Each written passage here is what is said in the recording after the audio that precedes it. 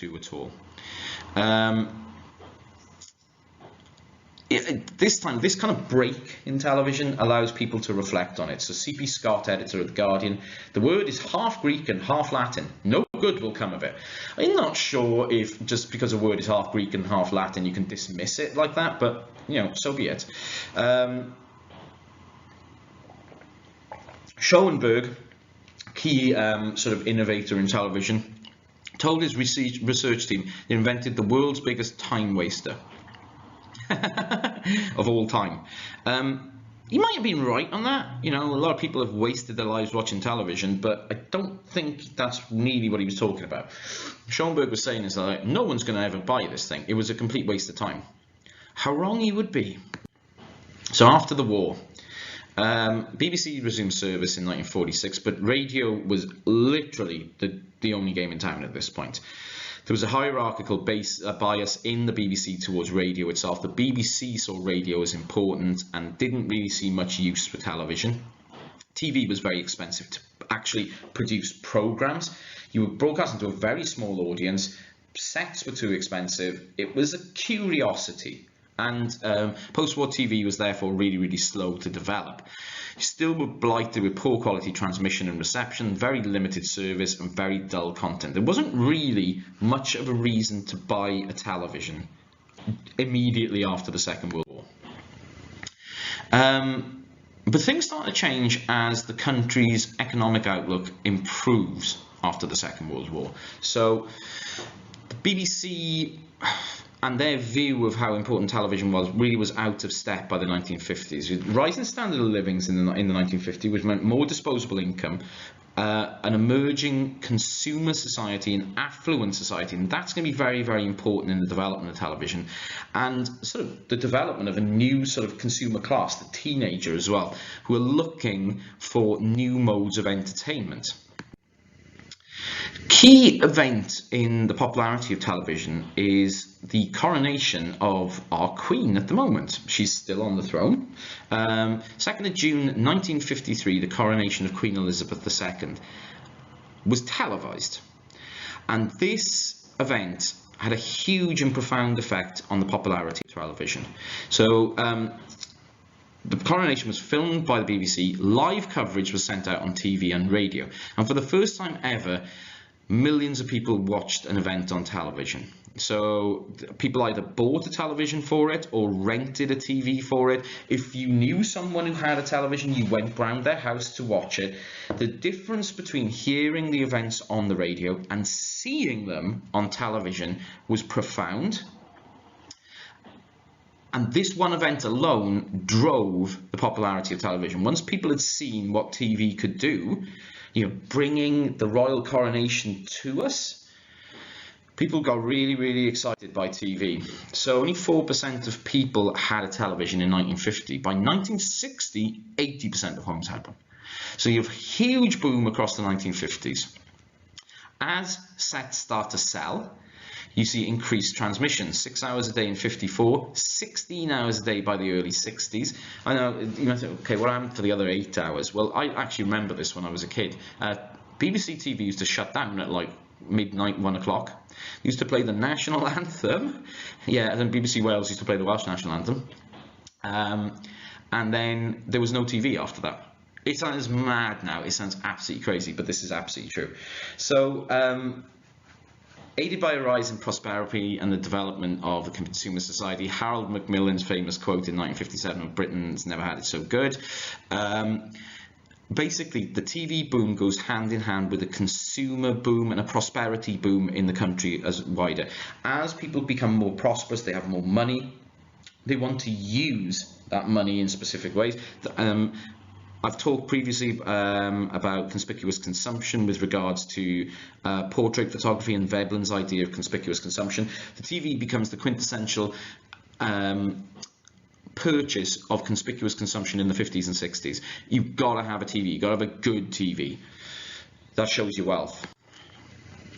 So at the same time as TV starts to take off, Sadly for the BBC, criticisms of its use of TV really start to bite in. So the Beveridge Report of 1951 was highly critical of the BBC, massively critical of the arrogance of the BBC, while still rejecting commercial television. You've got to think, in the United States, as television has taken off there, at the same time, all their television broadcasting is commercial broadcasting, and there is a desire to bring commercial broadcasting to the UK and to eradicate the BBC monopoly. So the Beveridge Report maintained this status, although with the support of a very few number of Conservative MPs, the report was challenged. So in 1951, the new Conservative government supported the Minority Report on Beveridge, and so began a growing campaign for commercial TV. And this campaign was not just a Conservative Party policy, but was also supported obviously by potential broadcasters and very much by advertisers who were starting to realise that television was almost the perfect medium. If you could not just have a mass audience, but also show them your project, you know, much more so even than newspapers, which could carry imagery, you can show somebody using your product. This could be the game changer for them. So they formed the Popular TV Association as a lobby group for this, and this led to the 1954 report on television by the Conservative government, which really starts commercial TV in the UK. So the Act in 1954 created independent television, ITV, a network structure with companies running regional programmes in 6 different regions, regulated by an independent television authority and taking news from a central source, the Independent Television News.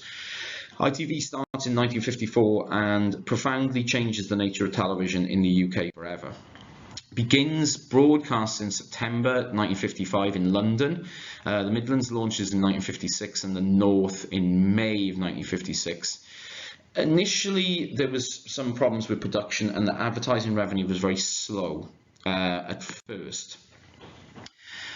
But actually, the audience already sees what they like. By 1957, the BBC is gone.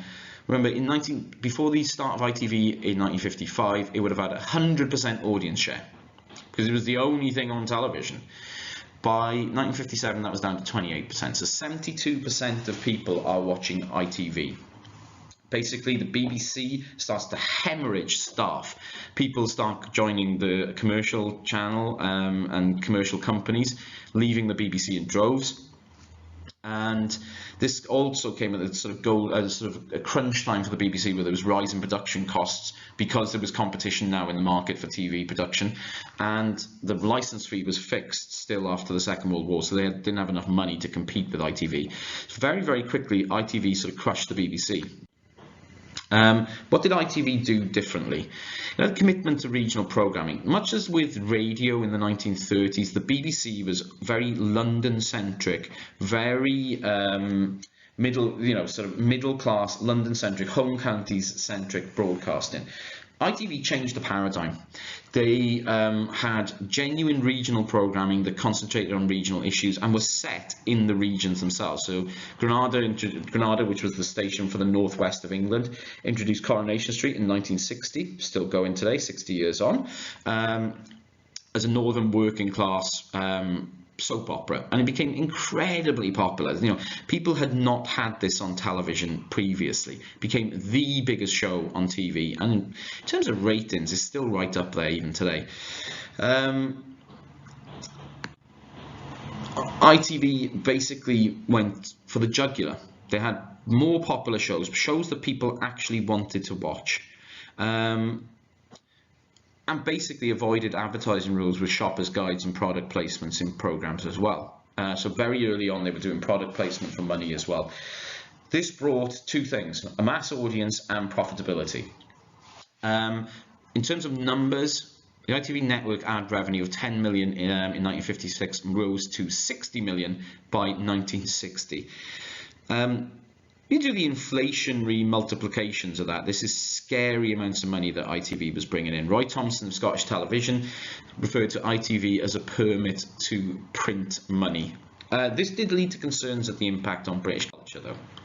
There's a long fear of cultural decline has defined how Britain as a country has approached new mediums always. We had this with the radio a few weeks ago, right? a long tradition, especially of American influence and vulgar sort of television, and ITV tapped into this.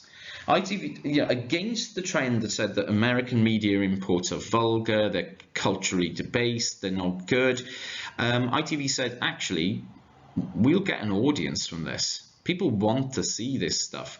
ITV used a lot of American imports, which they bought and transferred different formats of television shows in order to target particular audiences. So and in order to create a mass audience, and people wanted to see it. People really did get into this stuff. So the Pilkington report, which came along in the 1960s, the Pilkington Inquiry was in 1960. The report was released in 1962. Was basically a way of looking at the cultural effect of the Americanization of television through commercial TV. So the report praised the value of the BBC and was severely critical of commercial TV, very much a defense of those Reithian sort of values that we saw in the radio lecture a couple of weeks ago. Very dismissive of ITV and very dismissive of the audience as well. This is classic sort of paternalistic stuff on the part of the government here.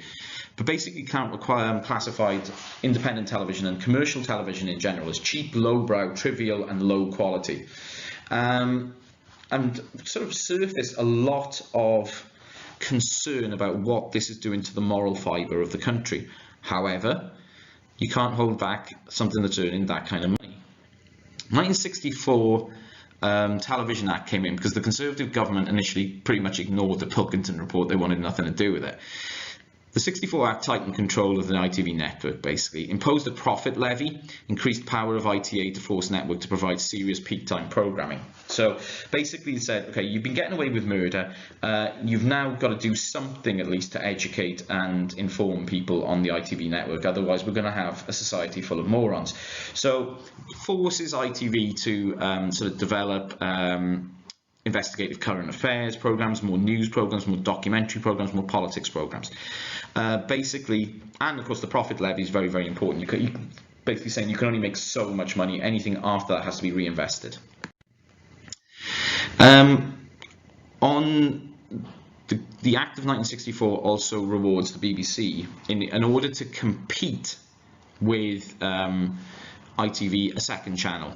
Basically what they look at is if BBC has two channels, it can have one channel dedicated to what it has been doing already, the sort of stuff that educates rather than entertains, and then it can concentrate with its main channel on competing with ITV for actual viewership.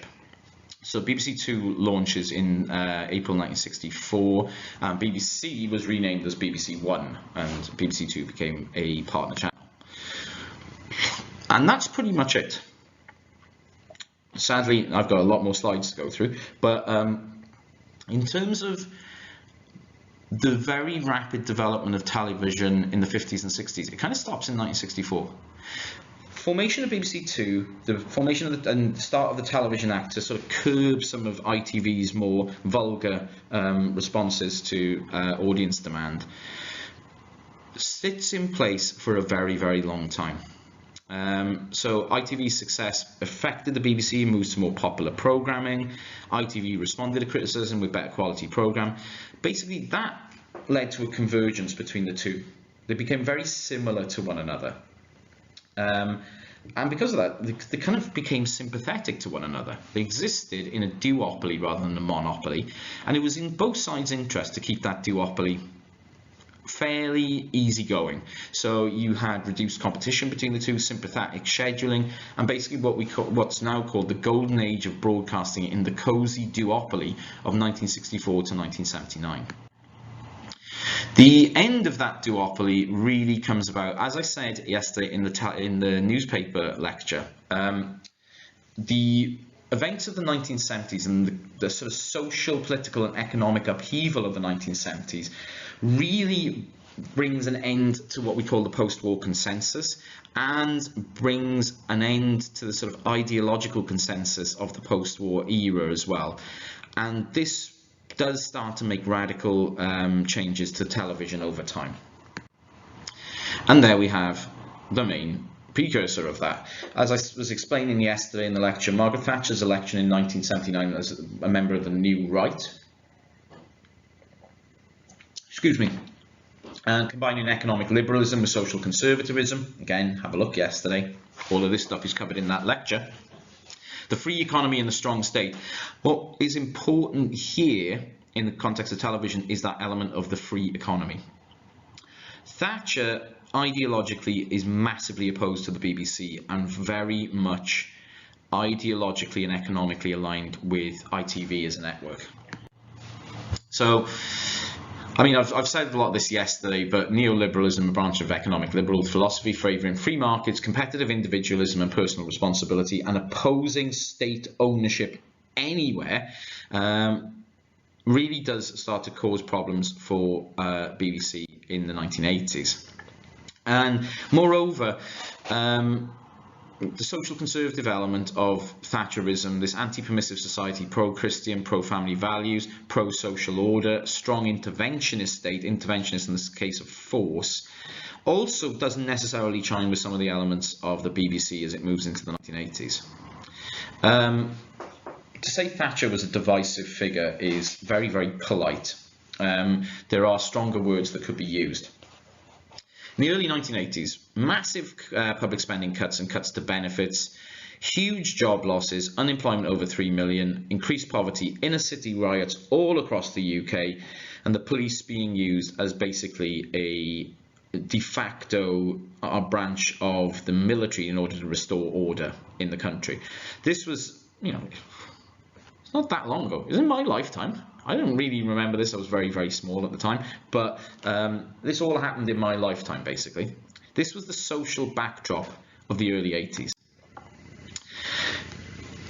As I said, Thatcher's economic and political philosophies opposed the BBC. As a state-funded public service broadcaster, her idea was that this was harming the free market for television, and indeed she compared the BBC to Soviet TV quite frequently. And also pictured the BBC as a liberal broadcaster that undermined family values and state security as well. Controversial. So much different now at this point to Reith's relationship with the conservative governments of the 1920s and 30s when the BBC was formed, primarily as a radio provider.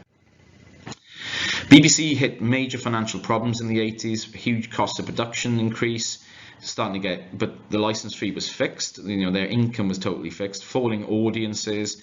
To respond to this, they hired Michael Grade as controller in 1984, and he basically looked at creating a huge branch, more popular programs to stop this slide.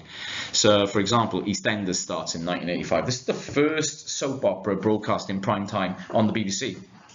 Kind of mad now to think of it, and it's been an institution in this country for 35 years, but the BBC had nothing like this prior to 1985. So you can see that under pressure from government and under pressure from independent television, BBC lurches towards the popular.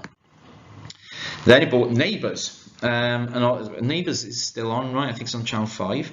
Australian soap aired in October 1986 as an afternoon programme. Grade moved it on the advice of his daughter. His daughter was watching the show and said, "This is amazing." So they moved it into sort of a tea time slot. That's a 5:35, bringing up to audiences of up to 16 million people in 1987. This is insane. What was 16 million people doing watching Neighbours? It was terrible. For those of you who need some context to the picture, the lady on the left is Kylie Minogue. Yeah, look at her hair. Underpinning all the BBC's problems in the 1980s, never mind the political pressure it was coming under from the government, there was a more fundamental question that was being asked at this point in time. If public service broadcasting does not attract sufficient audience, how can you justify taking a license fee for everyone? And if you move to popular program, how do you justify that for a license fee either? Shouldn't you just be a commercial station? So the idea of, and this is something which rumbles on to this day, and indeed, you know, the Johnson government of today was making noises just a few weeks ago about, you know, maybe the license fee would end. Fortunately, you know, they've got more important things to deal with right now, which is why I'm doing this lecture in my dining room. But expect this to keep on coming back, keep on coming back, keep on coming back. There's still an ideological opposition to the idea that we should all be charged for the BBC.